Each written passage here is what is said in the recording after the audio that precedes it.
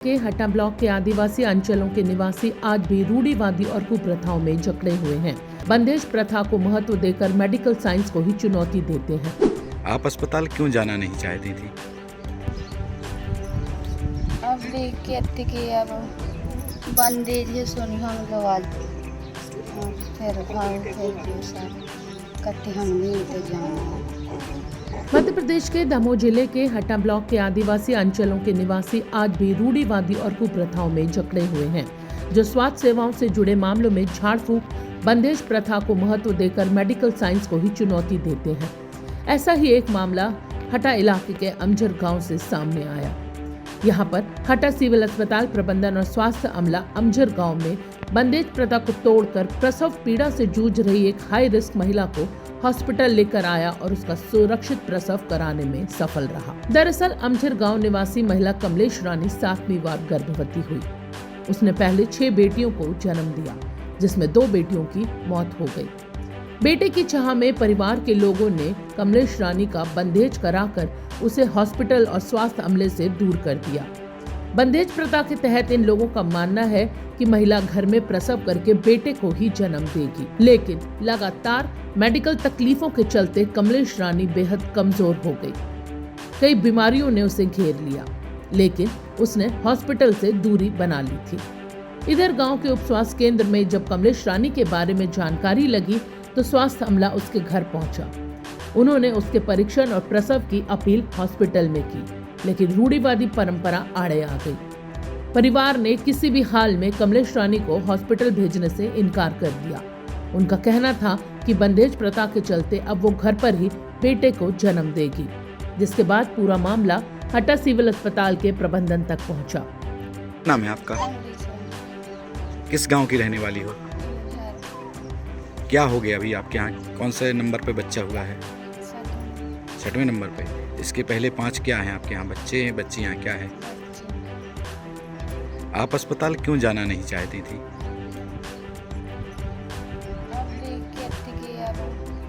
बंदेज है सुनी हम गवाल तो कैसा बंदेज हुआ था? क्या बंदेज था?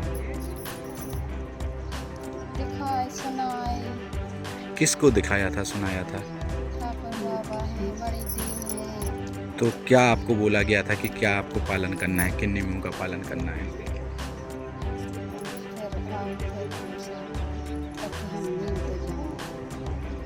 तो आपको ऐसा बोला गया था कि घर पे आपको बच्चा कराना तो बच्चा हो जाएगा, ऐसा बोला गया था? फिर आपके पास कौन आया था? अस्पताल कैसे पहुंची फिर आप?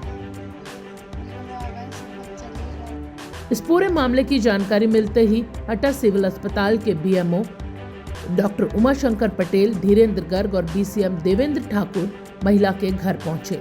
उन्होंने कमलेश रानी को समझाया और इसके साथ ही उसके परिजनों को भी समझाइश दी, जिसके बाद महिला को बंदेज प्रथा मिथक तोड़ते हुए ये सब हॉस्पिटल लाने में सफल हुए।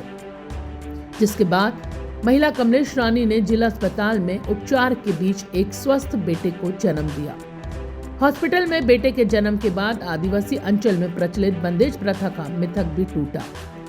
सिविल अस्पताल हटा प्रबंधन और उप स्वास्थ्य केंद्र अमझर का अमला अब लगातार महिला की निगरानी कर रहा है। अब हम आपको बताते हैं कि क्या होती है ये बंदेज प्रथा। दरअसल आदिवासी अंचल में देवताओं को खुश करने और गर्भवती होने के लिए महिलाओं को कुछ खास नियमों से बंध कर रहना पड़ता है।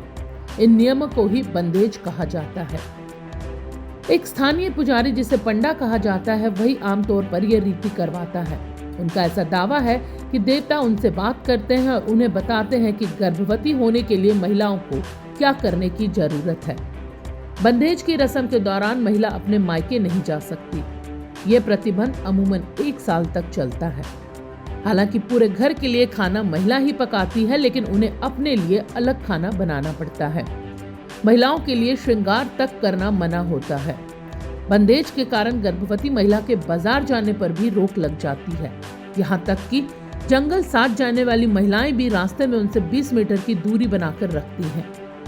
परंपरा यहाँ तक जाती है कि अगर कोई स्वास्थ्य संबंधी समस्या पैदा होती है, महिला किसी भी गंभीर हालत में पहुँचती है, उसके बावजूद वह एलोपैथी की शरण में नहीं जा सकती।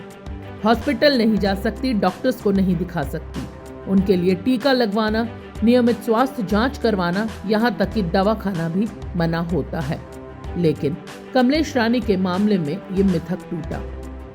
अस्पताल प्रबंधन की समझदारी यहाँ काम आई और उनकी मेहनत भी सफल हुई। फिलहाल कमलेश अब अपने बेटे के साथ बेहद खुश है और परिवार भी अब यहाँ पर संतुष्ट नजर आ रहा है।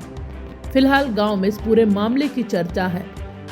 आदिवासी अंचल में जो लोग अभी तक बंधेज के बाद ही बेटे के जन्म की बात करते थे, लेकिन अब कमलेश रानी के मामले ने उन्हें भी समझदार बना दिया है।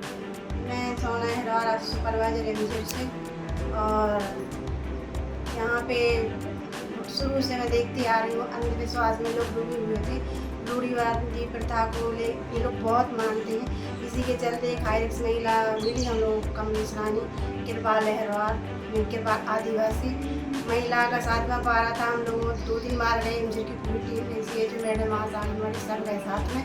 महिला मानने को तैयार ही नहीं थी। हम लोगों से ना तो छिप रही थी, ना आ रही थी। वो बार बार हम लोग सेंटर बुला रहे थे तो महिला सेंटर भी नहीं आ रही थी। बोल रही थी नहीं हमारा बंदेज है, हम वहाँ जाएंगे तो हमें लड़की हो जाएगी और हमें लड़की नहीं चाहिए, लड़का चाहिए। इसलिए वो हम लोगों से मतलब छिप नहीं रही थी, आ नहीं रही थी। तब हम लोग मतलब परेशान हो गए। तो फिर हम लोगों ने अपनी हटा की टीम को बताई। तो हमारे यहाँ से BCM सर, BMO सर और अंतरा फाउंडेशन से कर्मचारी अधिकारी आए। उन लोगों की मेहनत से महिला को घर से निकाला और महिला को समझाया, परामर्श दिया। तब जाके महिला दम हो जाने के लिए तैयार हुई ब्लड लगवाने के लिए।